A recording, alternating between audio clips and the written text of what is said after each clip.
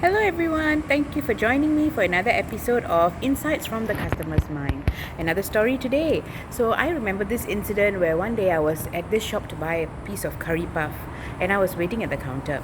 Now, there were two employees, two workers working in this shop, and it's actually a very small shop in a coffee shop. Okay, so one of the employee was outside, just outside the stall, on a table. On one of the tables, she was working. She was actually packing some of the cakes into separate containers. Okay, and then the other employee was inside the kitchen, so you can see from where you're standing at the counter, you can actually look in, and she's actually working in the kitchen. She's doing something. Okay, which means that there's nobody at the counter to tend to any customers. All right, so naturally I went to ask the lady who was packing the cakes, right?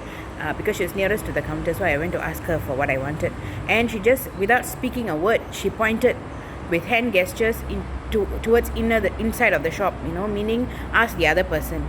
So I stood there and I shouted, hello, quite loudly. With the mask, you can never be loud enough. So I actually tried to shout quite loudly and ask for the person inside. Either she didn't hear me, or she had this mindset that she's going to finish her work and then come and attend to me. So it took a while before she came out, and then finally she attended to me, which means I had to actually stand there and wait for about a good 5 minutes. And these 5 minutes, I'm not waiting because the shop is crowded. I'm waiting because they're both busy doing their own other stuff. Now, when we say customers first, right, we always say this catchphrase, okay? Customer first, customer is king, customer is number one. Do we actually understand what it means, right? Okay, so is it really necessary to make your customer wait while you finish all your chores? Because then I have a question: what are you doing all those preparations for when there going to be no more customers, right?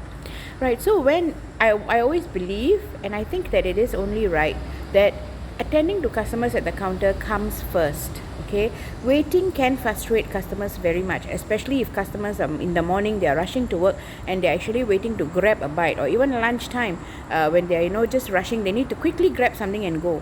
Actually, any time of the day, customers don't want to wait, and especially when there is no queue. If you're not busy attending to other customers, then you should be attending to the customer at the counter first, and other work can wait. Right, so I hope that this message is quite clear. Customers should come first. Don't let your customers wait.